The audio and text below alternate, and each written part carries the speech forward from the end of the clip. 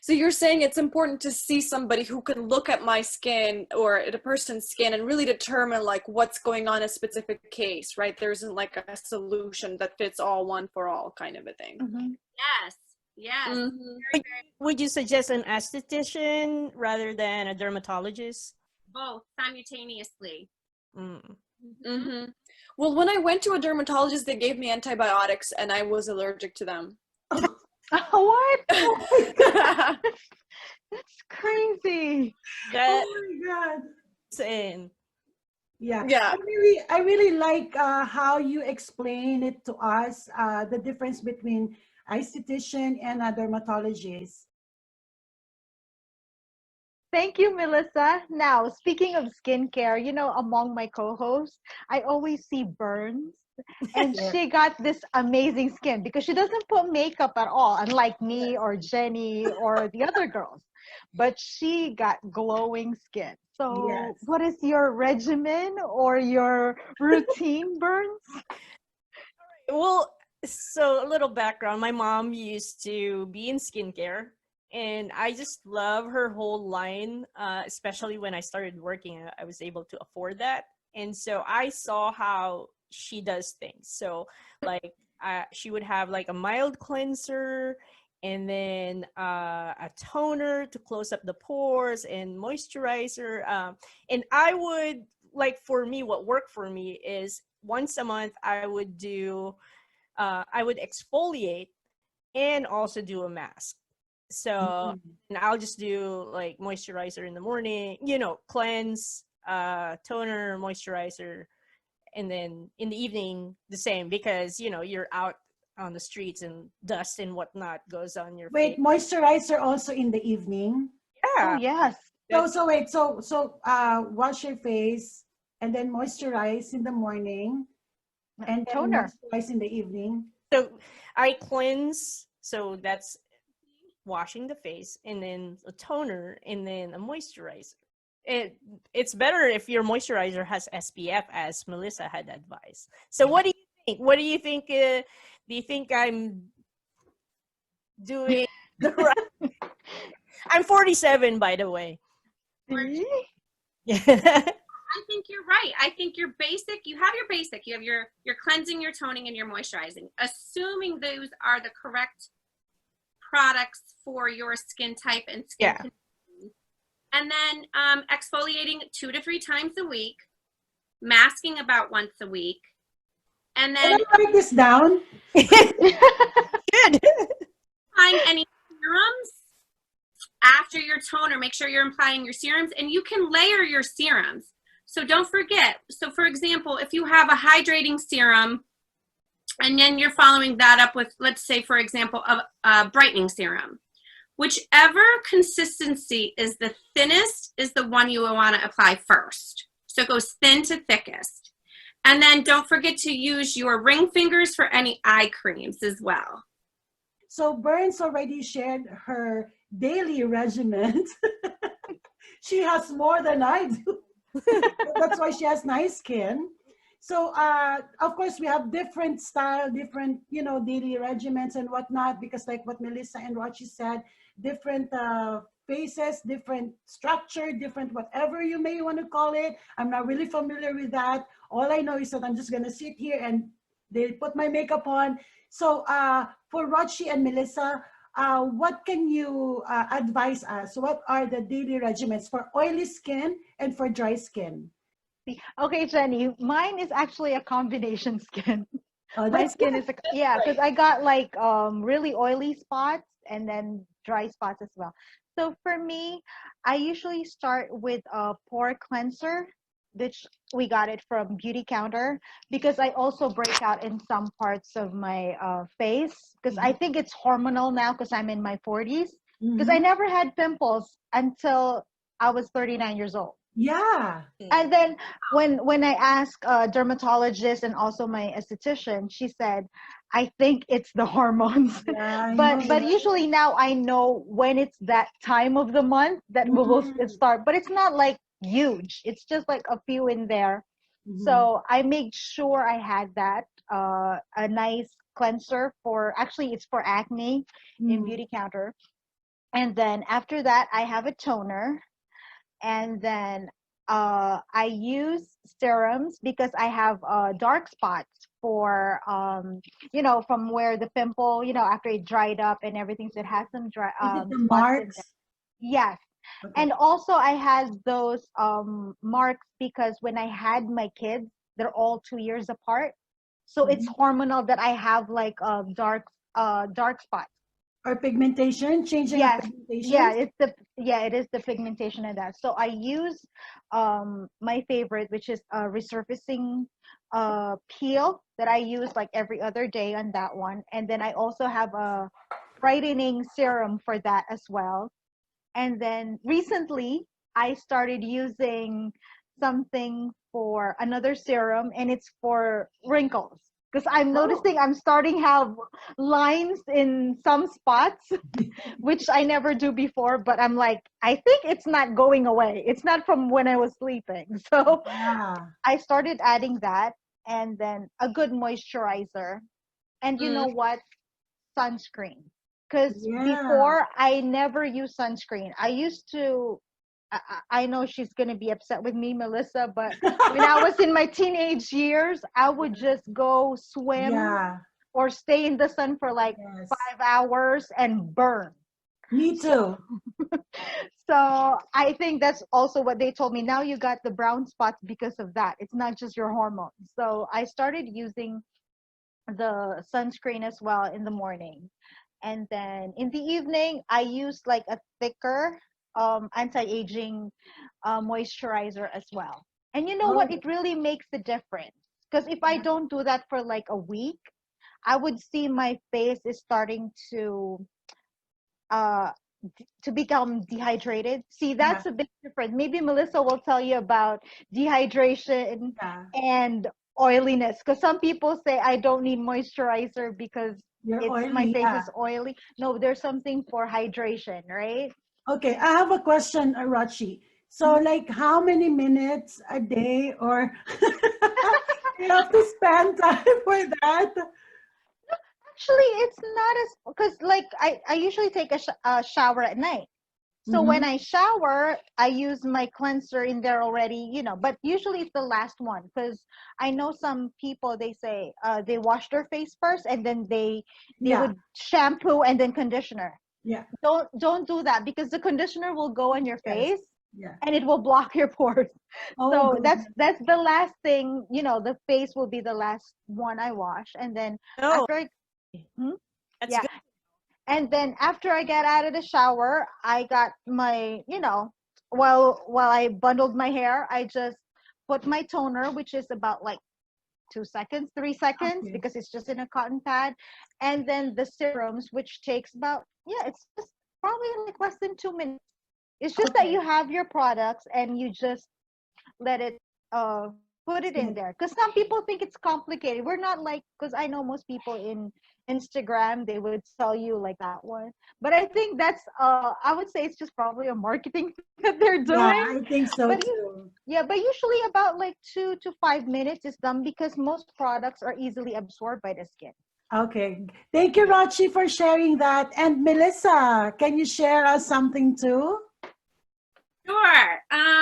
So one thing I want to remind people about is why estheticians are important. It's like going to the dentist. Ooh. You're not going to not brush your teeth and then go to the dentist and say, please cure my ailments. It's the same thing with skin. Like Roshi was saying, you have to maintain it. Mm. And then you go to an esthetician for your deep cleaning, like you would go to a dentist. So you still have a lot of maintenance to do at home, just like when you brush your teeth, right? So 80% of good skincare happens at home. Oh, okay. It really does come down to, it's like going to the gym. Are you going to put the time in?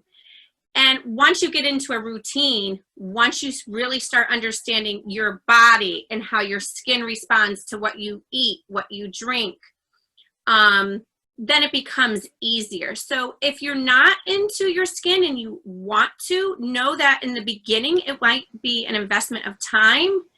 But once you start doing it daily, you'll get better and quicker at it. And you'll get to know your skin. You might be, a lot of clients come in and say, well, I'm dry. Okay, well, what did you use to wash your face? Let's start there. Soap. Okay. If we can start getting you to use a cleanser, toner, and moisturizer just to start with, right? Come back in a month. Let's still see if you consider yourself dry. So before you claim you're a certain skin type, you have to use the proper products to be, and then say, okay, well, now I want to work on this. Like Rochi was saying, she wanted to work on her wrinkle. Okay, she's got a good routine. She's not using soap anymore. She's staying out of the sun. Okay, we got her to cleanse, tone, and moisturize twice a day. That's a huge step. A lot of people can only do little steps at a time. So then the next time when you discuss with your esthetician, I've been so good, I've been cleanse, toning, and moisturizing, and you know what? I'm not as dry as I thought, right? Okay, so, but I'm still dry. All right, well, how about adding some serums to your regime? Hyaluronic acid, anything that's going to help with keeping the moisture in your skin, right? So now we add a serum. Then you might come in or go visit your esthetician the next month. How is everything going? Oh my gosh, it's great. Okay, but my eyes, they look a little dry. Okay, well, what are you using for an eye cream? So you kind of build yourself up to that where you're cleansing, toning, serums, moisturizer. Then once I get my clients on that, I say, okay, let's talk about your moisturizers. Now, you have your daytime, that's SPF. What are you doing at nighttime?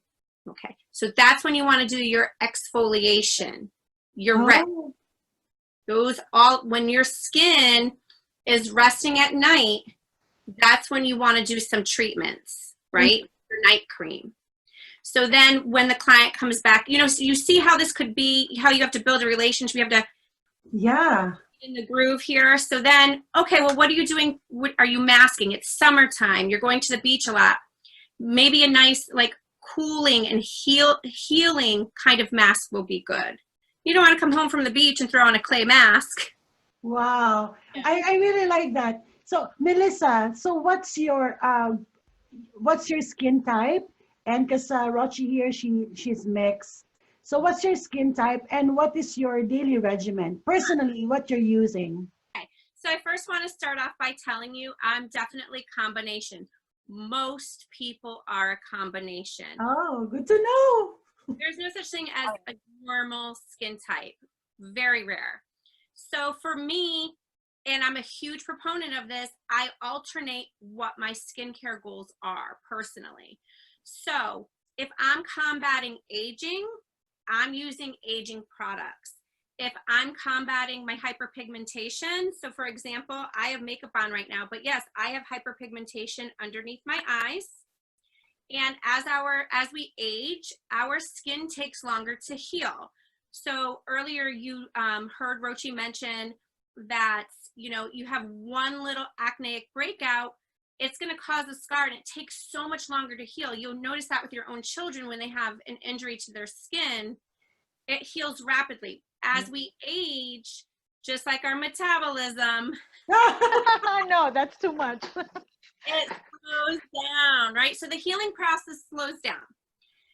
And so it can cause hyperpigmentation. I do alternate depending on what my skincare goals are. Now for the summertime, I'm not going to be focusing on my hyperpigmentation. I'm going to be at the beach.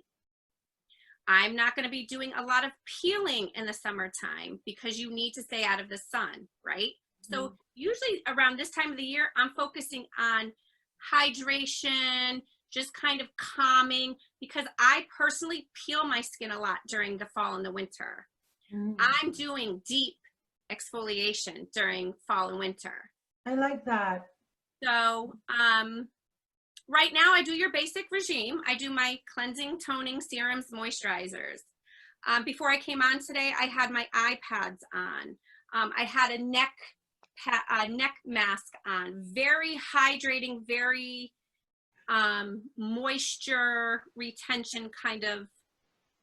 As we age too, it's huge that your skin dries out as you age. Yeah, nice. Thank you for sharing that. I have a question. So, what do you think about glycolic acid for skin peeling? Yeah. Glycolic, That's the thing. there's lactic, there's malic, there's all kinds of acids. You really should work with your esthetician. There are some people who go on Amazon, and it's true, you can go and order these things and put them on yourself. So you need to work your skin up. So for example, you can't just decide you're going to come in and I want a 20% peel or 30%. No, you don't know how your skin is going to react to that. So I'm a proponent for peeling, but with someone who's monitoring your skin, because if you go and you peel your skin, right? Think of an orange and you're peeling your skin. And if you're not trained to heal that skin, you're just opening, it's like a free-for-all. You have to learn that, yes, glycolic, all those acids are great for you, but the healing process is just as important. And so that's when you want to stick with healing serums and moisturizer, and making sure you're not rubbing and exfoliating even more. Yeah. So I'm a huge proponent of it as long as you're educated about it. And different companies have so many. Some companies label their products a peel. It's not really a peel. Like if it's an enzyme, if you're using enzyme, they can still call it a peel. Well, it's a surface level peel. So there's all different levels of peelings as well. What are the advantages of peeling? Oh my gosh. Everything. It helps acne, it helps aging, it helps hyperpigmentation. It really is an overall. So here's another thing about aging. You guys are really not going to like aging after this. I like the peeling. Yeah, the feeling sounds good. Healing is just, it's kind of like cell phones. I can't picture my life without a cell phone. I can't picture my life without Oh peeling. my God. That's Face, baby. why I like peeling as well. It's non-invasive. It's not using Botox. It's not using injections. It is non-invasive. And I have not done anything to my skin with any kind of injections or anything that's, my strategies are all non-invasive techniques, non-invasive strategies, right? So your skin, when you're younger, sheds, I guess, about 28 days. As you age, so for example, I'm 43 years old. It takes my skin 43 days to shed. So I'm 44 years old. So 44 days. Yep. Right. So the reason why peeling is important is because it helps you get rid of the stuff. It's like a snake skin. Get rid of that and then look at glowing skin after that. So Does it matter like how long you let the peel, like the acid, stay on your face? it depends which company you're going with. There are peels that you have to take off. There are peels that are self-neutralizing. So again, there's just so many options out there. You really need to know what you're putting on. My skin can handle a lot because I'm used to it. Mhm. There are clients who I come in, I put an enzyme in, and they're, it's prickly. They're not used to that sensation. They don't want you putting 4 layers of a peel on. They're not ready for it. Nice. Okay.